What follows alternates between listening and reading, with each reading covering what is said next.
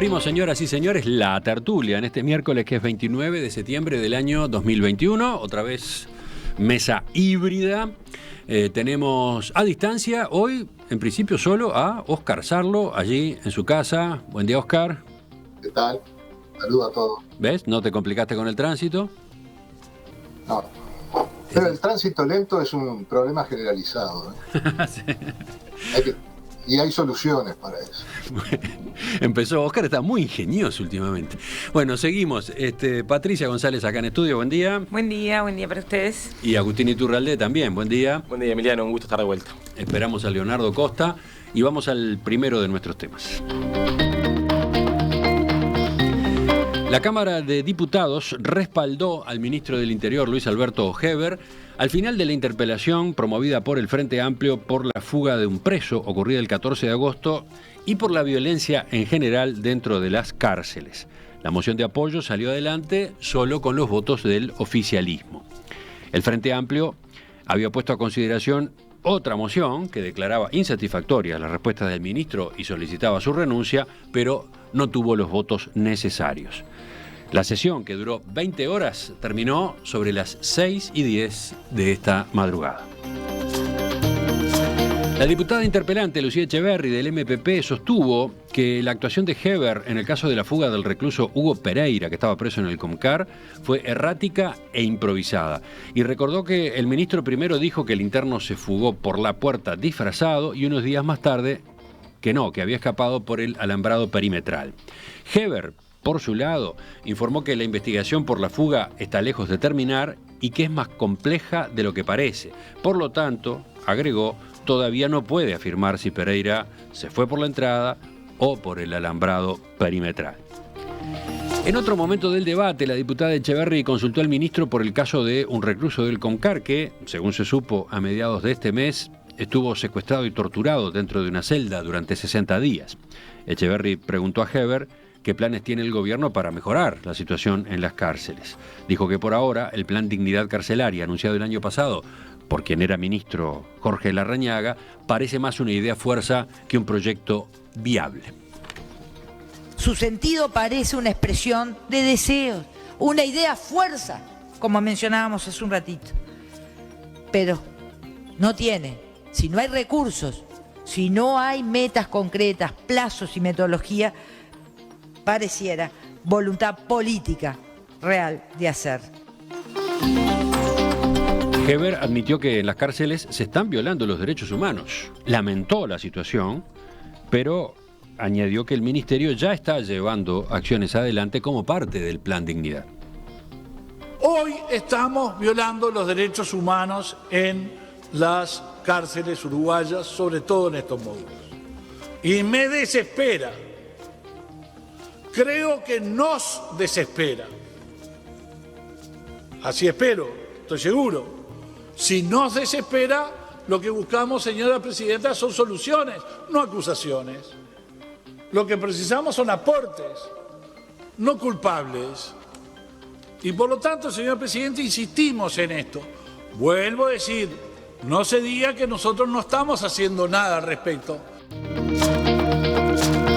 Heber defendió la creación de un grupo multidisciplinario técnico-científico honorario para estudiar la política carcelaria y aseguró que el documento con orientaciones que está preparando ese equipo será presentado en el Parlamento para recibir aportes y para alcanzar un amplio consenso político.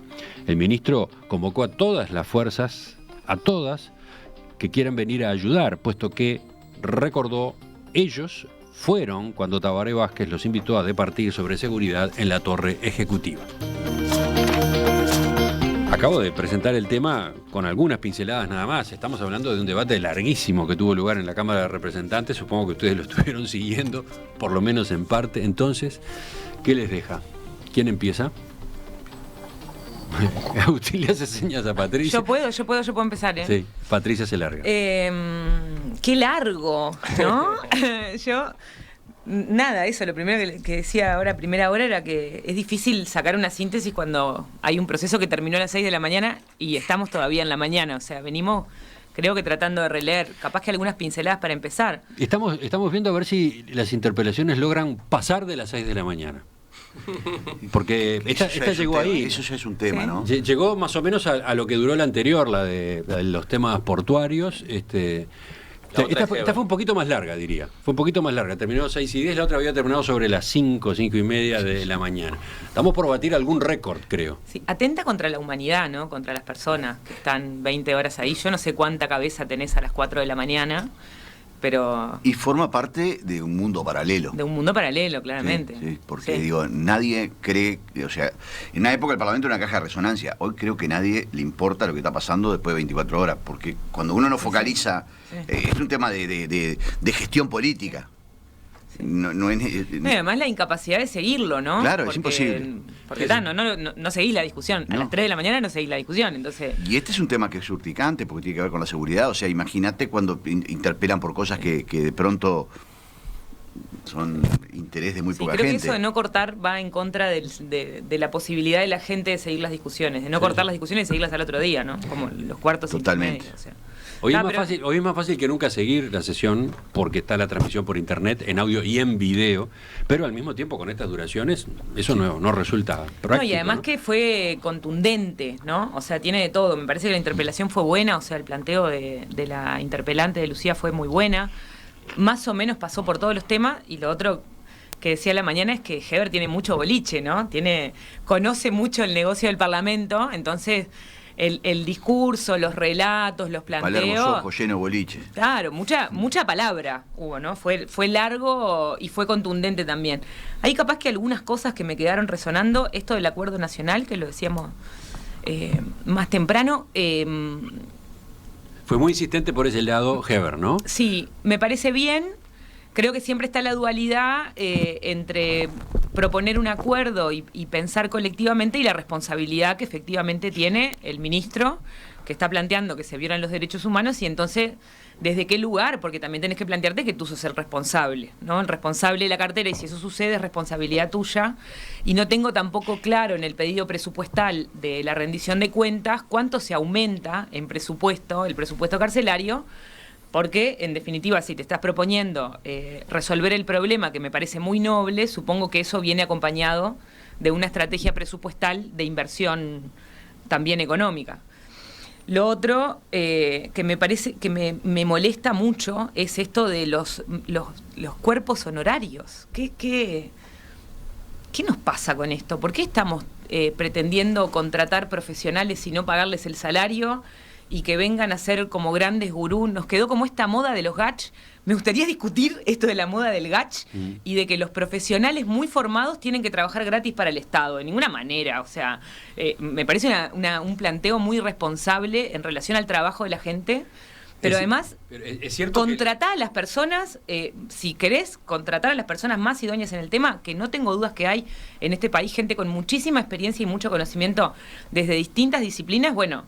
que se arme un planteo político complejo donde el Estado financie, efectivamente, porque no sé por qué se ahorran el salario de los profesionales universitarios, que el Estado financie investigaciones y que plantee y piense una intervención que esté, en definitiva, acompañada de recursos. Sí, el GACH fue quizás el ejemplo máximo de ese trabajo honorario, además en una crisis. Pero hay una vieja costumbre, ¿no? Hay una vieja tradición en Uruguay de ir por este lado, de las comisiones honorarias, ¿no? Claro, pero ¿a quiénes convocás? Gente que puede poner su tiempo, claro, sí, que no necesita el salario, porque uno trabaja por salario y sus horas son horas pagas. ¿Qué tipo de gente contratás? ¿Quién queda fuera? Agustín. Sí, eso es no esperé el planteo de este padre, es interesante. Obviamente para mí el grupo es una gran noticia en un tema donde se tribunea y se talentea de forma horrible, que es el tema criminalidad y el tema carcelario en particular.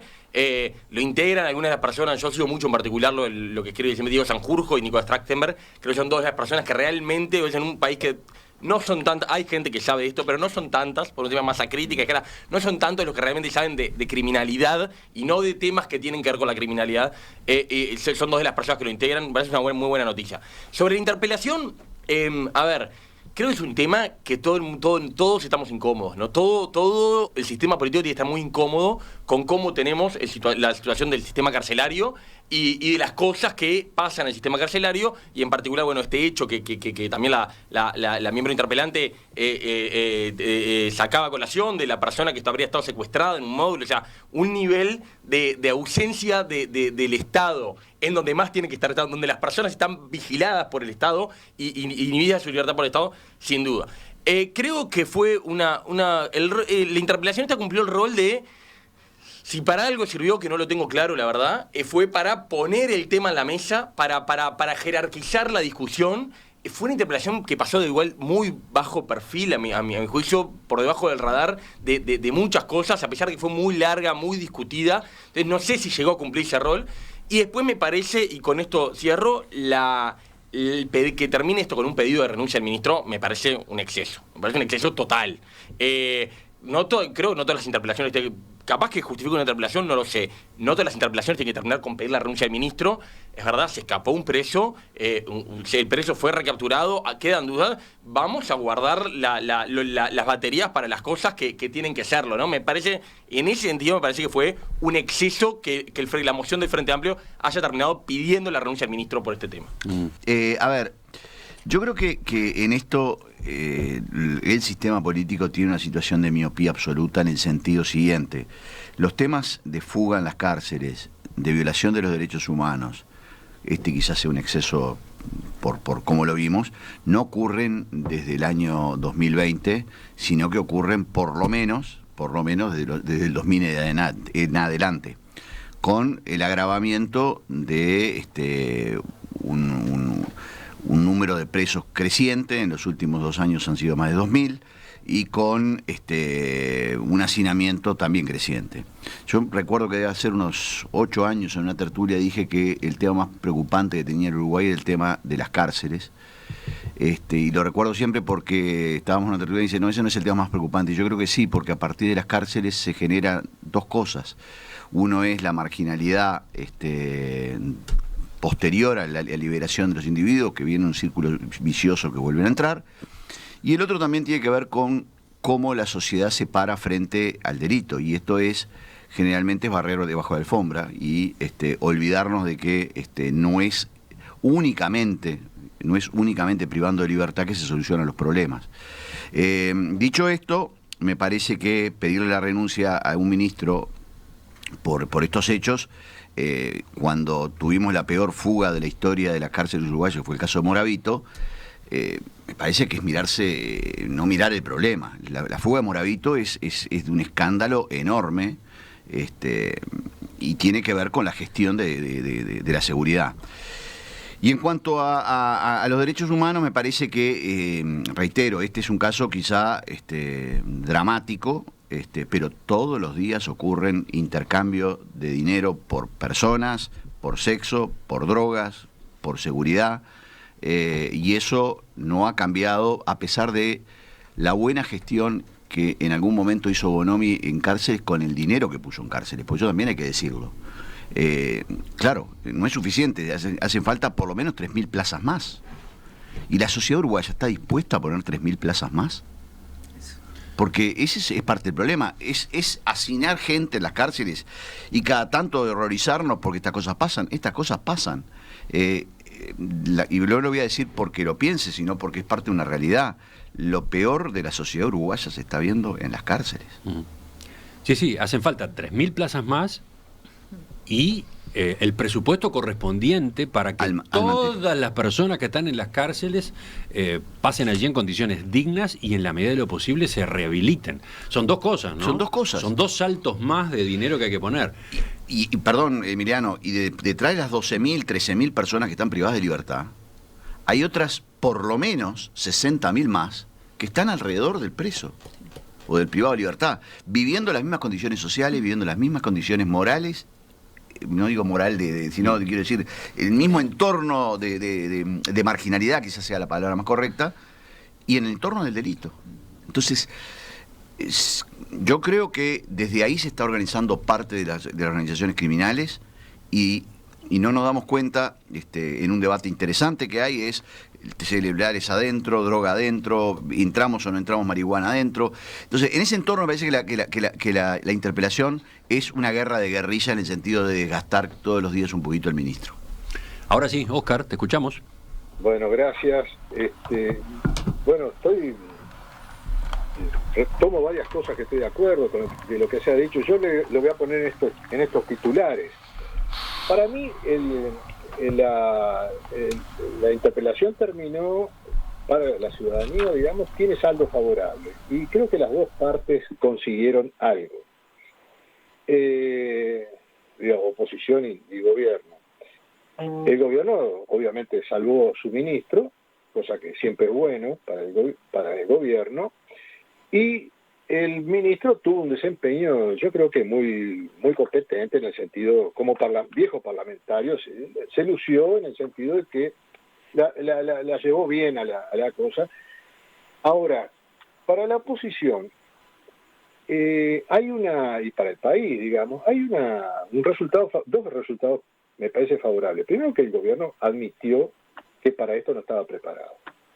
No tiene planes, y yo diría que lo que quedó fuera es que no solamente no tenía planes, sino algunos de los planes de materia de seguridad consistieron en echarle nafta al fuego, ¿no?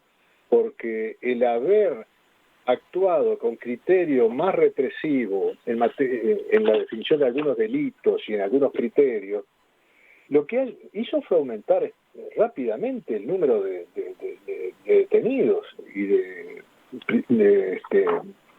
encarcelados, lo cual agravó el problema, ¿no? Y por otro lado, el ministro reconoció una cantidad de cosas que es muy importante, y la segunda cosa importante es que aparentemente vamos marchando hacia la conformación de un espacio para empezar a ver esto como un problema de políticas públicas que requieren un amplio consenso. Esto ya lo había iniciado el Frente Amplio, hubo algún apoyo, muy muy poco, y sobre todo una guerra personalizada en Bonomi, que yo no me importa, porque no tengo por qué conseguir votos. Creo que fue pasando raya, fue un buen ministro, hizo mucho por mejorar la seguridad y conseguir recursos para la policía y todo lo demás. Y bueno, llegará el momento de decir, bueno, señores, esto ya no puede ser un problema de guerra de guerrilla, como decía Neco, y tenemos que ponernos a verlo en su conjunto, buscando un acuerdo, una política sustentable que vaya más allá de los gobiernos. Ahí lo que me parece que hace un poco de agua es esto del grupo que se creó, no por la razón que decía Patricia, que yo creo que habría que ver si lo de pagarlo, pero hay una larga tradición, sobre todo los abogados sabemos muy bien que nos pasamos visitando las comisiones parlamentarias y hemos asesorado en toda la formulación del orden jurídico nacional y nunca se cobró prácticamente nada, que yo sepa, son gratuitas. Pero digamos que capaz que haya... ¿Qué decías, Neco, de esto? Sacale prácticamente. Sí, bueno.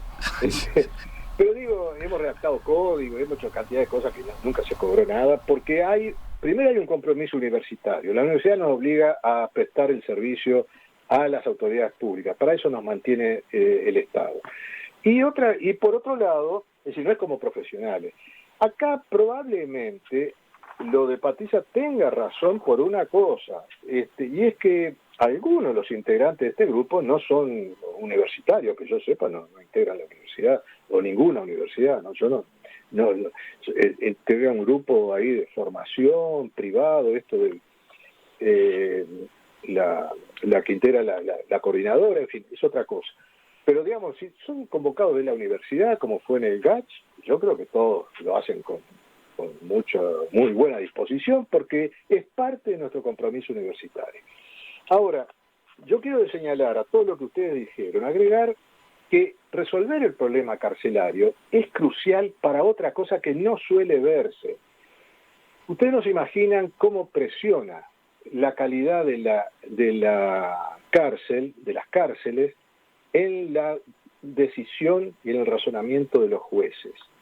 un juez que se enfrenta a tener que mandar a un primario a la cárcel, lo piensa 2 veces, 3 y 4 y busca la forma de no hacerlo, porque sabe que se está condenándolo a algo que ninguna ley racional podría condenarlo, es a un infierno, como reconoció el ministro.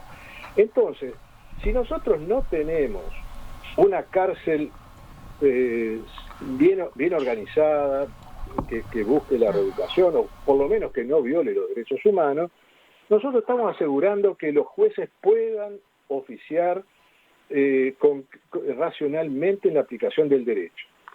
Y entonces me parece que tiene efectos sistémicos. Entonces yo diría, la cárcel no es un fenómeno aislado, es parte de un sistema jurídico, es parte del sistema penal también. O sea, no podemos pensar los delitos para satisfacer a un electorado, pensar delitos o agravamiento de penas independientemente de las cárceles que tenemos. Mira, Neco te escucha y parece que amaga con aplaudir. Porque, ¿sí? No, Oscar es un individuo que no en vano es profesor de filosofía del derecho, pero comparto plenamente no ver las cárceles como parte del sistema de justicia y como parte del sistema de integración social es un error que el sistema político uruguayo lo tiene, porque crear delitos como se hizo en la historia del Uruguay sin después dar una solución es simplemente hacer que los jueces sean la moderadora del problema, ¿no? Sí, Patricia. Sí, 2 cosas.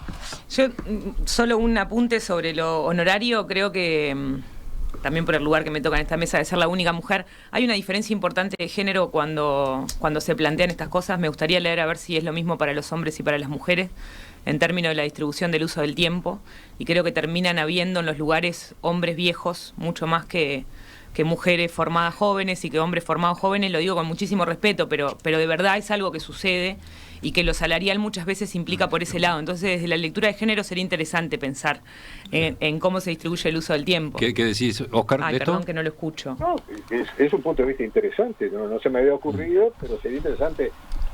Hagamos una investigación, alguien que haga... ¿A quién consulta el Parlamento para que apoyen la labor parlamentaria? Y hagamos estadísticas. Yo prima facie no creo que sea tan así, que sea tal el sesgo, pero digo, hoy en día, pero que debe haberlos, algo debe haber, sí. Claro. Tengo toda la disposición a embarcarme en esa investigación con Oscar, ¿eh? No, eso para un sociólogo. Bueno, yo soy politóloga, siento que eso lo puedo hacer, ¿viste? Bueno. No, y una cosa concreta, después sobre las cárceles, que me parece, comparto la lectura que venimos teniendo, creo que esto de poner, del costo social de poner plata, ¿no? O sea, es un costo político. Bueno, tenés que elegir cuántos millones tenés que poner, porque esto no es una cuestión de, no son 3 pesos, ¿no?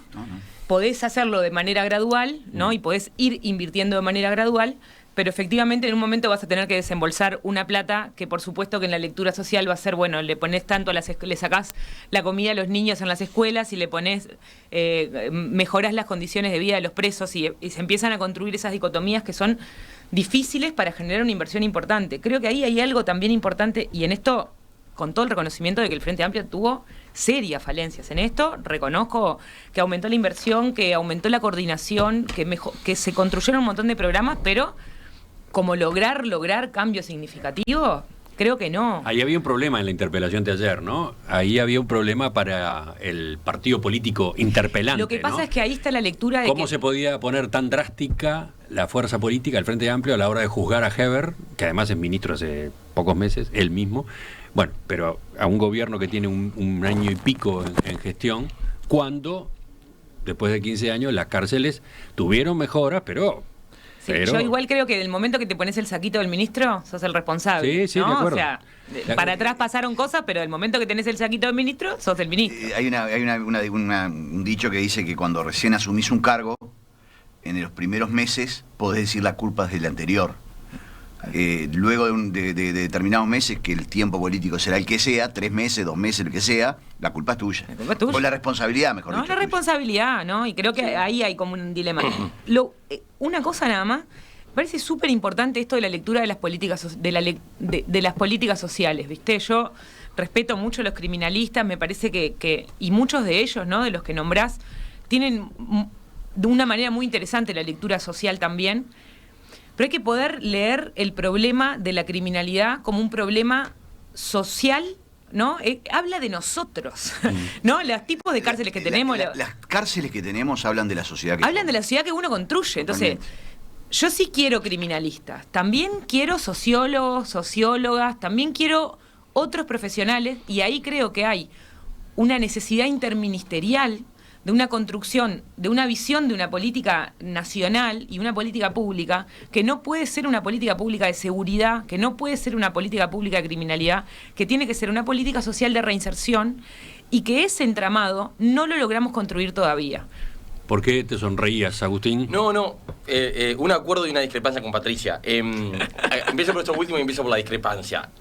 Yo creo que el debate, la discusión en Uruguay, en la universidad, en todos lados, se ha analizado muchísimo las causas del delito, creo que históricamente con mucho más perspectiva sociológica que con perspectiva criminalística. Creo que esa es la novedad que nos está faltando y que recién ahora están empezando a tener voz de peso gente que estudia la criminalidad, los sentidos de la criminalidad. Obviamente lo sociológico es importante, pero creo que históricamente no es donde estuvo la descripción social del delito, la problemática, claramente está ahí.